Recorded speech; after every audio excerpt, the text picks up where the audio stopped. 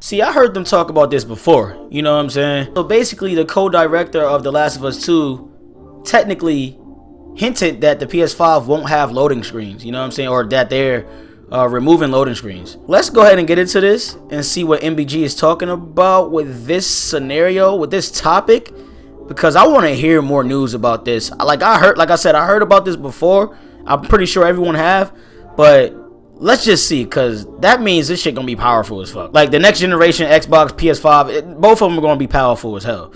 Let's get into this, man. Alright guys, in today's video we're going to be going over a recent comment that The Last of Us Part 2 co-director made regarding the PlayStation 5 and load times, or load screens, and how he suggests that with the PlayStation 5 it's going to essentially remove load screens altogether. Which they should have been, you know what I'm saying? Very interesting. So we're going to do a little bit of reading here. Says that in addition to greatly improved visuals, larger worlds, and so forth, perhaps one of the most anticipated improvements that the next generation of consoles will bring is the massive reduction of loading screens and loading time. According to Twitter comments made by The Last of Us Part 2 co-game director Kurt Marginu, hopefully I'm pronouncing that correctly, it seems as if that PS5 won't just cut down loading screens, it'll remove them entirely.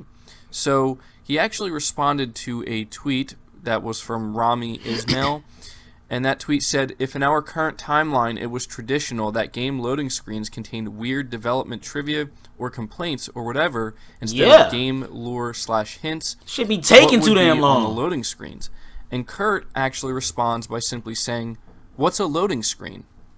So it goes on to say here that Martinu's comment is significant, not least because it alludes to one or two things. Either Naughty Dog is working on a PS5 port for The Last of Us Part 2, something that seems assured at this point given how late the game is releasing in the PS4's life cycle, and or it is working on a separate and bespoke PS5 title that hasn't been announced yet, also likely given the fact that such a product could have been in pre-production for a good while already, as Naughty Dog's status would have meant that they would have received a PS5 dev kit before probably anyone else. Other members of Naughty Dog have previously alluded to just how much the PS5's SSD drive will be a game changer, with the studio's president Evan Wells making it clear that players will never have to wait to dive back into their games. See, that's a game changer. I thought this was actually worth taking a few minutes here to discuss, because even though it's just a simple comment of him saying, what's a loading screen, he's definitely talking about the future here. He's alluding to the PlayStation 5's SSD and what it will do for games, especially when you think about a studio and developers that are over there at Naughty Dog, what they're capable of. We know that they're always on top of things, and one thing this article does point out that I think is also interesting is how, whether or not he's talking about The Last of Us Part 2 being playable on the PlayStation 5, or whether he's talking about a completely new game that Naughty Dog may be working on that we don't know about yet. Something that I think we can all agree on is that Naughty Dog is more than likely one of the first studios, if not the first studio, to get the PS5 dev kit, and we know that Sony would definitely want to give them as much time as possible to really get familiar with it and work with it, so that way whatever they produce for the PlayStation 5 is going to really kind of push it as far as it can, at least within a certain time constraint that they're given, to work with it. And so this is something that we've been discussing a lot. We've actually been hearing a lot about it in terms of next gen, the PlayStation 5, even Project Scarlet or the Xbox Series X. We know that one of the biggest features that is going to be on offer is, hey, you don't have to worry about load screens. You don't have to worry about load times. If there are load screens, they're literally just going to be a couple seconds, if that. And that sounds awesome, but I think something that would truly make the PlayStation 5 feel like a real next-gen console, I mean, putting the power aside, right? Like, we know it's going to be an incredibly powerful console, but I think the speed of it is going to play a huge role in the enjoyment of our games. If you think about this generation currently with the PlayStation 4 and Xbox One, there have been, I'd say, quite a few games that have released where the load times are a little bit annoying, right? Like, oh my God. Boy, you ain't lying. Complaining back when Bloodborne was out, how Days Gone, oh Jesus Christ. But how that was one game, talking about the PlayStation 4, where when you died, you would have to sit at the loading screen for Star Wars upwards of 30 seconds, which even though it doesn't sound that big of a deal, it's bad. It's just 30 seconds. When you think about how frequently you die in a game like Bloodborne, it can add up and it can get pretty annoying, right? And there's plenty of other examples as well that I'm sure I'm forgetting about right now, but that's just the first one that you're not lying, comes to the top of my head. But here we have, the Last of Us Part 2's co-director sitting here letting us know what's a loading screen, and what that tells me is that if we can play The Last of Us Part 2, well, we know we'll be able to play The Last of Us Part 2 on the PS5, but if they make like a PlayStation 5 port of it, or any type of enhancements or anything like that, I think it's safe to say that there will essentially be no loading screens. It can't be. I'm just excited about that. I'm incredibly excited for the PS5. I'm really excited to learn more about the SSD. One thing I will say, and I'll end the video here about this, is that if you go over to the Reset Era forums, there has been a lot of conversations going around about the PlayStation 5 power and specs versus the Xbox Series X, and a lot of the conversations are definitely coming from individuals who have sources, who are aware or more aware of what's going on than we are. And something that I couldn't help but notice is that it seems when it comes to PlayStation 5's SSD, Sony has that on lockdown.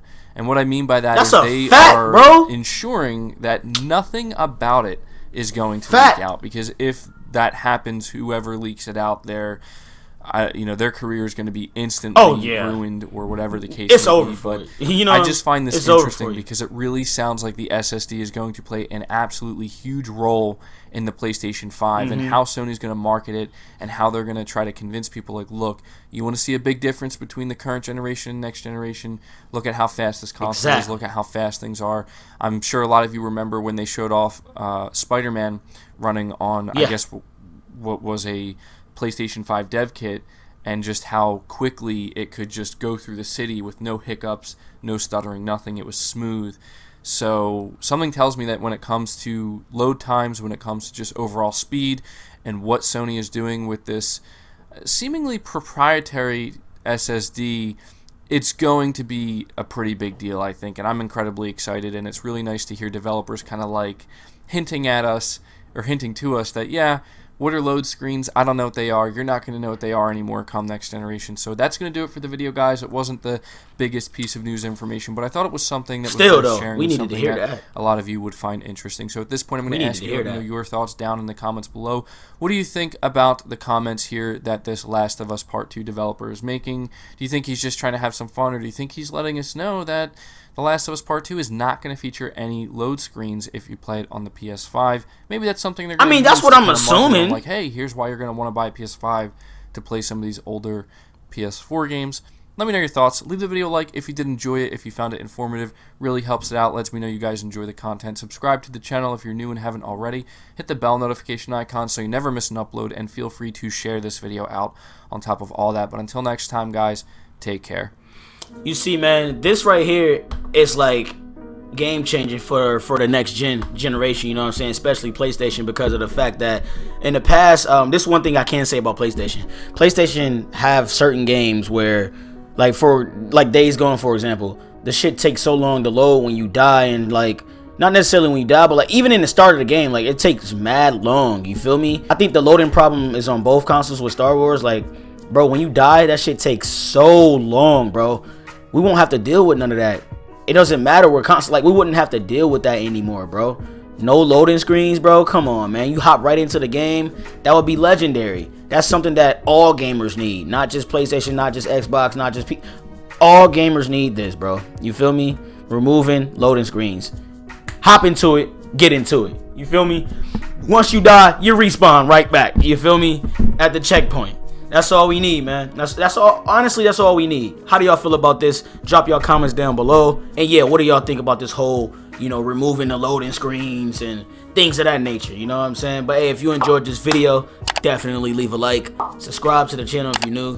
Turn on notifications to get notified when I upload and stream, bro. And we're gonna get more news about everything, man. We're gonna get more news about PS5, new games, and everything. I'm gonna be dropping everything, so stay tuned, bro. I'm making like at least 7 videos for this week. You know what I'm saying? So again, it's gonna be lit, bro. Start my new job this week. Hey, it's your boy Joseph Witty. out of here. I like the fact that with the update, I like the fact that they made the movements and everything more responsive, things of that nature, basically making the game more responsive. With this new game plus, bro, they need to go ahead and add the red lightsaber like automatically. But you know, going and unlocking the force push and force pull again, like I know that's a part of the story, but come on, bro.